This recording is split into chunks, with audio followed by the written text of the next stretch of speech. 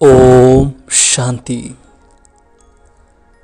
आज हम एक बहुत ही महत्वपूर्ण और बहुत ही श्रेष्ठ स्थिति के बारे में बात करने जा रहे हैं, जो कि बाप दादा की श्रेष्ठ आस हम आत्माओं के ऊपर सदैव रहते हैं कि मेरे बच्चे सदैव मेरे जैसे संपूर्ण निराकारी, निर्विकारी और निरहंकारी स्थिति में स्थित हो जाएं।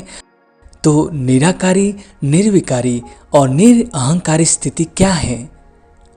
उसी स्थिति को पाने के लिए हमको कौन सी अभ्यास करनी चाहिए?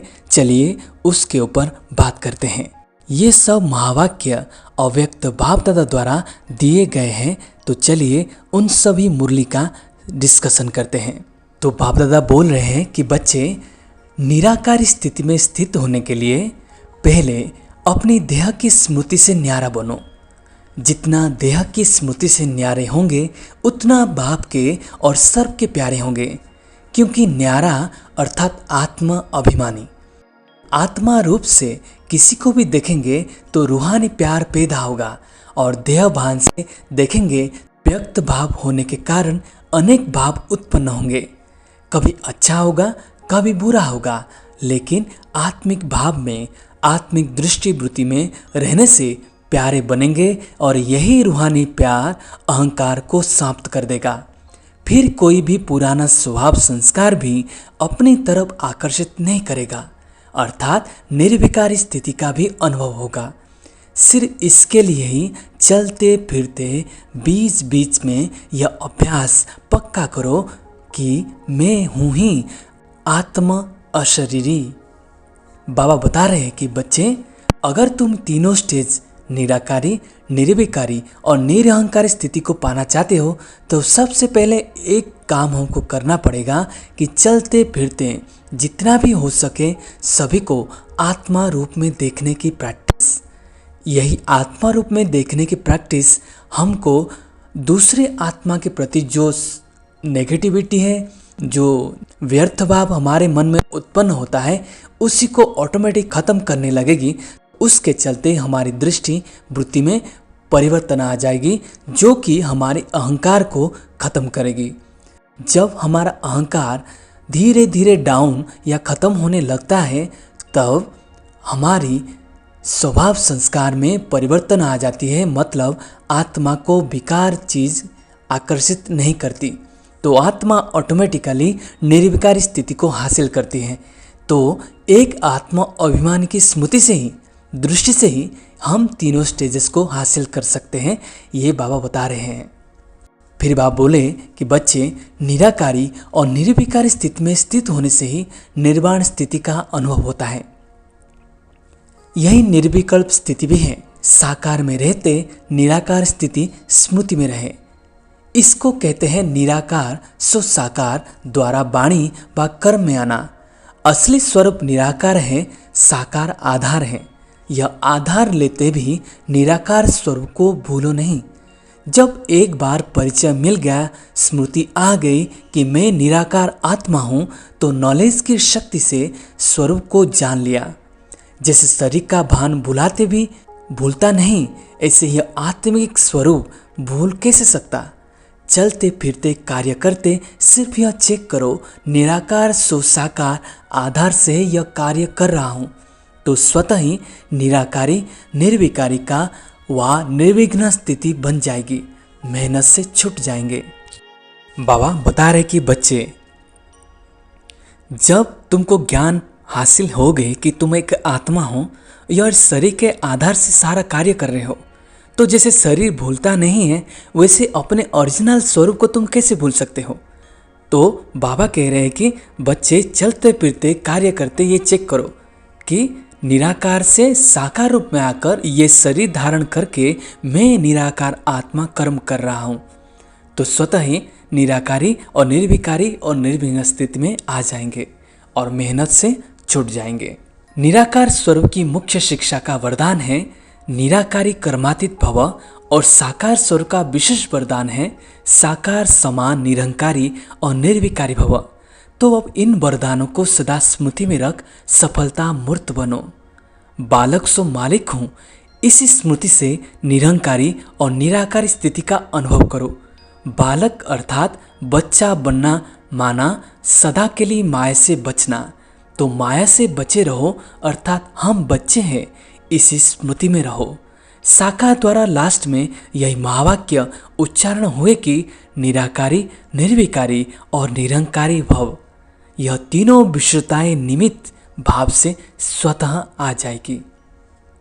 बाबा ने कहा, जैसे तुम आत्माएं और मैं दोनों ही हम निराकार स्वरूप है। बाप बता रहे, वरदाता बाप द्वारा सब बच्चों को अशरीरी भव, निराकारी भव, निरंकारी और निर्विकारी भव का वरदान प्राप्त हो चुका है। अब इस वरदान को साकार रूप में लाओ अर्थात स्वयं को ज्ञान मूर्त, याद मूर्त और साक्षात्कार मूर्त बनाओ। जो भी सामने आए उससे मस्तक द्वारा मस्तक मणि दिखाई दे, नैनों द्वारा ज्वाला दिखाई दे और मुख द्वारा वरदान के बोल निकलते हुए दिखाई दे। अब इस विधि से ईश्वरीय सेवा को संपन्न करो और स्वयं को बाप समान बनाओ। अपना निजी स्वरूप व वरदानी स्वरूप सदा स्मृति में रखो। अपवित्रता का, विस्मृति का नाम निशान न रहे। ये निराकारी स्वरूप का वरदान है कि हमेशा निराकारी स्थिति में कर्मातीत भव।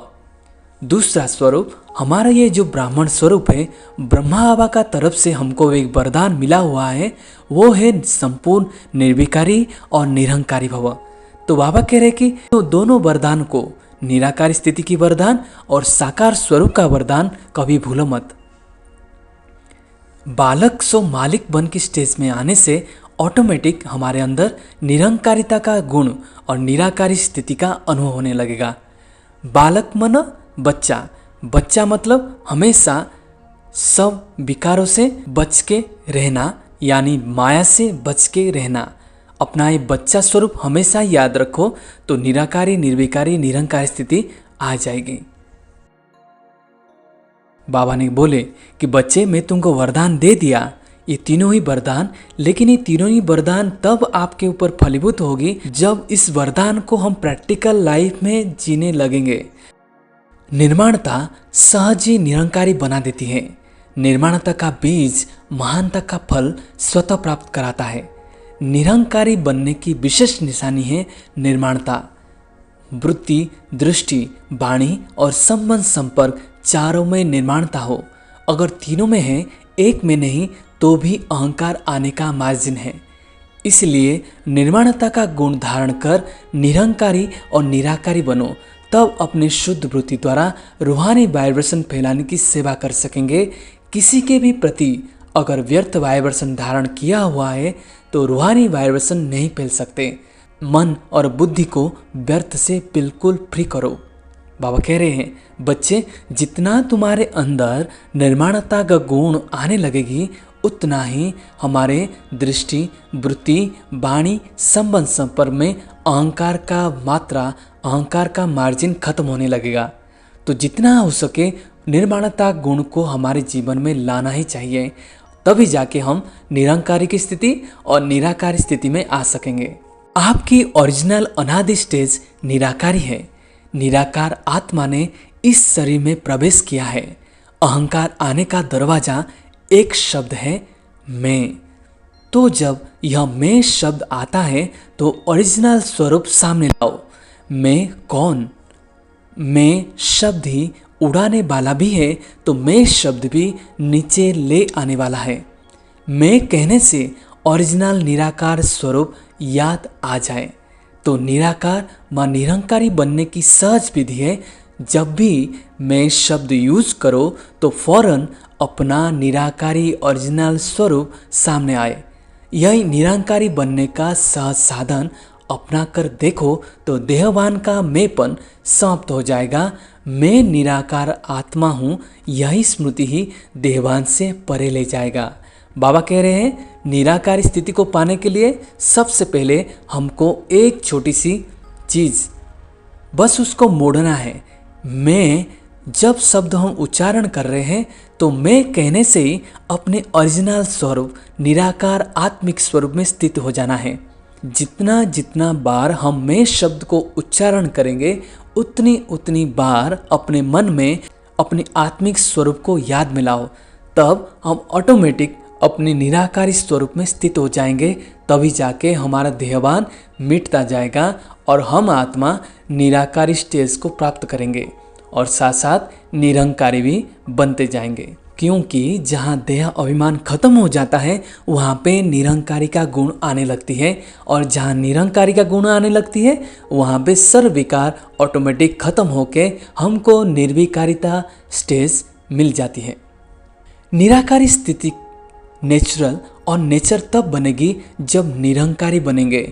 अहंकार व अभिमान अनेक प्रकार का है। कई बच्चे मोटे रूप से देह के आकार में लगाव व अभिमान नहीं रखते, परंतु अपने विशेष संस्कार है, बुद्धि विशेष है, गुण विशेष है, कोई कलाएं विशेष है, कोई शक्ति विशेष है, उसका अभिमान अर्थात अहंकार व नशा रोग यह भी सूक्ष्म देह अभिमान है। यह अभिमान आकारी फरिश्ता व निराकारी स्थिति का अनुभव नहीं करा सकता। तो चेक करो कि किसी भी प्रकार का अभिमान व अहंकार अंश रूप में भी रहा हुआ तो नहीं है। यदि अंश मात्र भी है तो समय पर धोखा देगा। इसलिए लक्ष्य और लक्षण को समान बनाओ, तब बाप समान बनेंगे। बाप बोल रहे हैं मनसा वाचा और कर्मणा तीनों को ठीक करने के लिए सिर्फ 3 अक्षर याद रखने हैं। मनसा के लिए निराकारी, वाचा के लिए निरंकारी और कर्मणा के लिए निर्विकारी। यह तीनों बातें अगर याद रखी तो मनसा वाचा कर्मणा तीनों ही बहुत अच्छे रहेंगे। जितना निराकारी स्थिति में रहेंगे उतना ही निरंकारी और निर्विकारी भी रहेंगे। यही है मुख्य पुरुषार्थ, क्योंकि आगे चलकर मैंपन व अहंकार के रूप में बहुत विघ्न आएंगे। मैंपन आना इसको कहा जाता है ज्ञान का अभिमान, बुद्धि का अभिमान और सर्विस का अभिमान।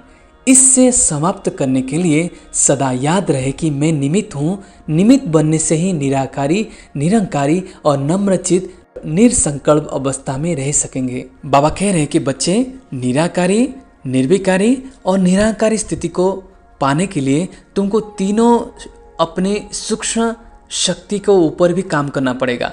वो तीनों शक्ति है मनसा, वाचा और कर्मणा। ये तीनों को अगर हम ठीक कर देंगे तो ये तीनों स्टेजेस ऑटोमेटिक आने लगेगी।